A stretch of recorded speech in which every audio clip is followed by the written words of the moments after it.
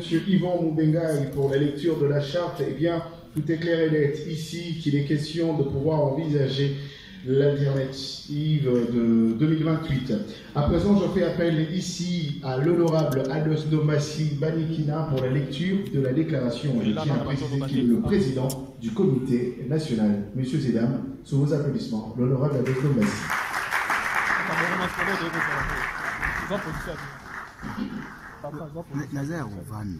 Chers honorables, chers représentants des chefs de mission diplomatique, chers chevaliers de la presse, chers invités, avant de prononcer ma déclaration, je vous demanderai d'observer une minute de silence pour penser à tous nos frères à l'est du pays.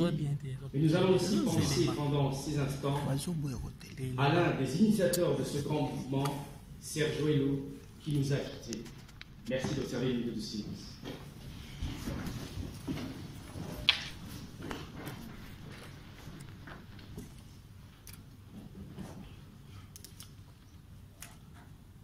Merci.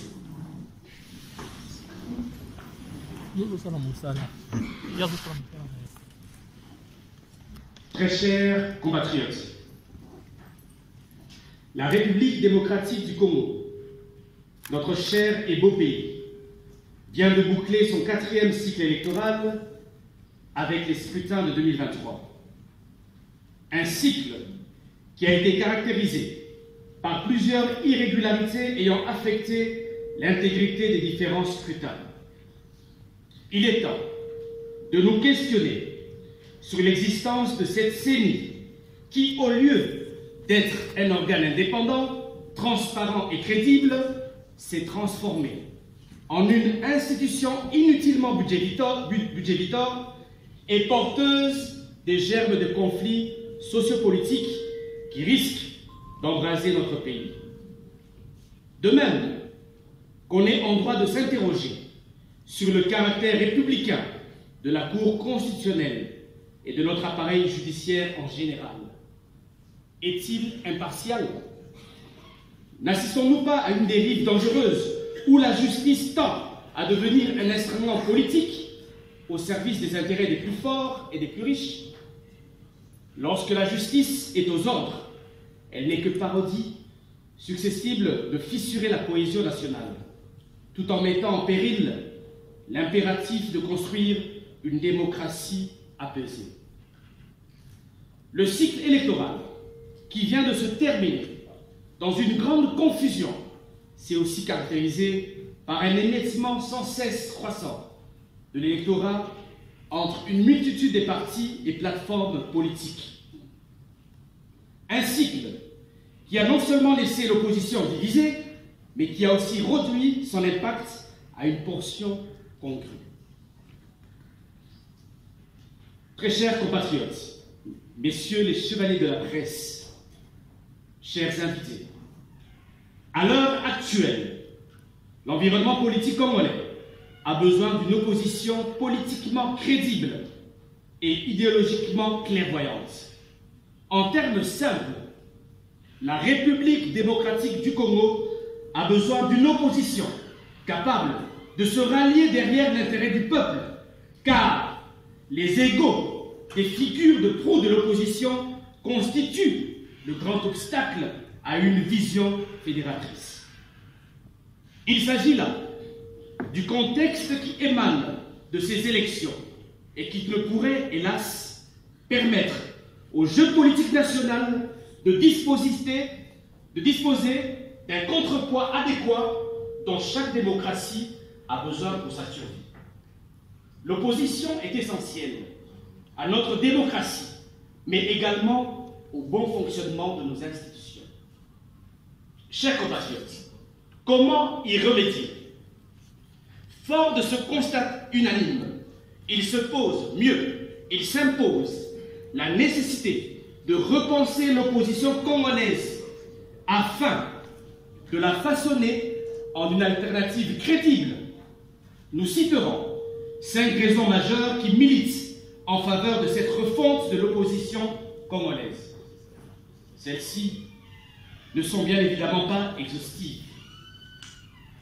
Premièrement, la nécessité du renouvellement de la classe politique. La majorité d'acteurs politiques de la RDC appartiennent à ce que d'aucuns qualifient de vieille garde. On les retrouve au sein des institutions, avec une longévité prolongée, celle de certains remontant à la Deuxième République. On les retrouve aussi dans les rangs de notre opposition.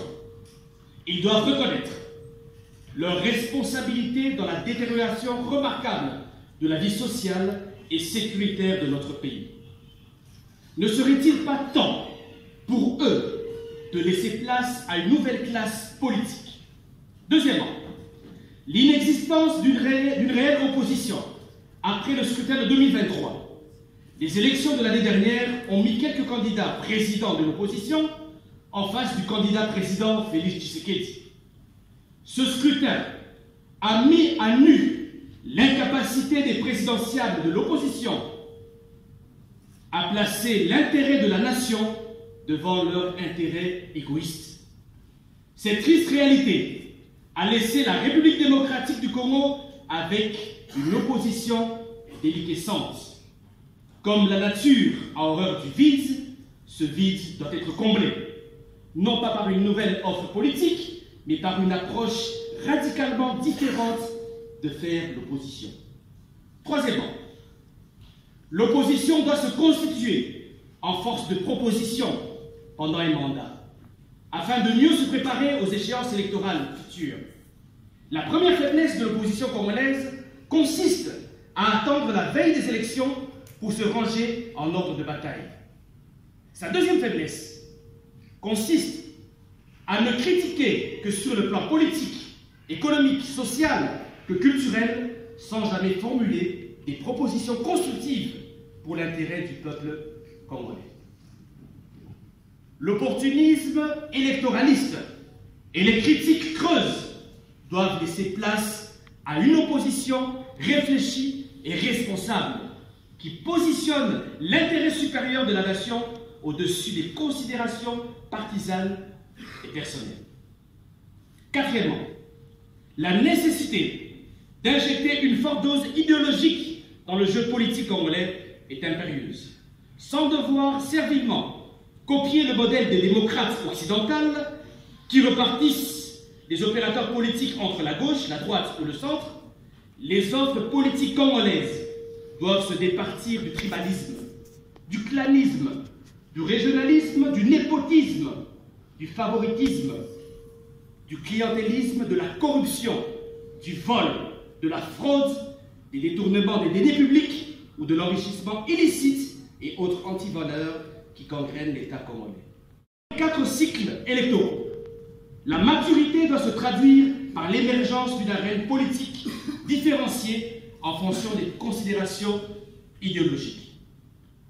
Enfin, cinquième, la nécessité de maintenir vivante et audible la voix de plus de la moitié de la population congolaise qui vit dans une extrême pauvreté et un dénuement total. Chers compatriotes, chers invités, au regard du contexte sus-évoqué et des 5 raisons déclinées si haut, nous nous sentons dans l'obligation de lancer un appel vibrant à tous les acteurs politiques épris d'une République démocratique du Congo nouvelle pour rejoindre Alternative 2028. Ensemble, retrouvons pleinement notre fierté et dignité pour donner corps au rêve de Simon Kimbangu et un sens au sacrifice de Patrice Emery Lumumba, ainsi qu'à celui de tous nos martyrs qui ont versé leur sang pour l'idéal d'un Congo uni où règne la paix, la justice et le travail. Chers compatriotes, le Congo est notre unique héritage. Il nous appartient d'en prendre grand soin, en nous assurant que sa gestion bénéficie à tous les Congolais, et en combattant ensemble les antivaleurs qui entravent le développement durable de notre pays. À propos de cet héritage, tant convoité par certains pays voisins, appuyés par une partie de la communauté internationale, Il est menacé par l'agression rwandaise qui sévit à l'est du pays depuis plusieurs décennies et qui malheureusement s'aggrave avec les récentes attaques dont la population civile est toujours la première victime. Cette agression, plutôt que de nous diviser, doit constituer un dénominateur commun et un ferment unificateur contre nos ennemis. Face à cette agression, nous sommes le Congo, un, indivisible et déterminé pour écraser l'ennemi. Chers compatriotes, nous vous invitons à rejoindre cette révolution politique, citoyenne, économique, sociale, culturelle et mentale. Notre vision est résumée par ce serment: les devoirs avant les droits. Plutôt que de nous acharner à rechercher le pouvoir à tout prix, au prix des antivaleurs, nous militons pour un État de droit, un État où les droits des citoyens congolais sont réellement respectés. À bas les antivaleurs. Vive une opposition éclairée et constructive au service de notre pays. Vive la République démocratique du Congo. Que Dieu bénisse notre beau et grand pays. Je vous remercie.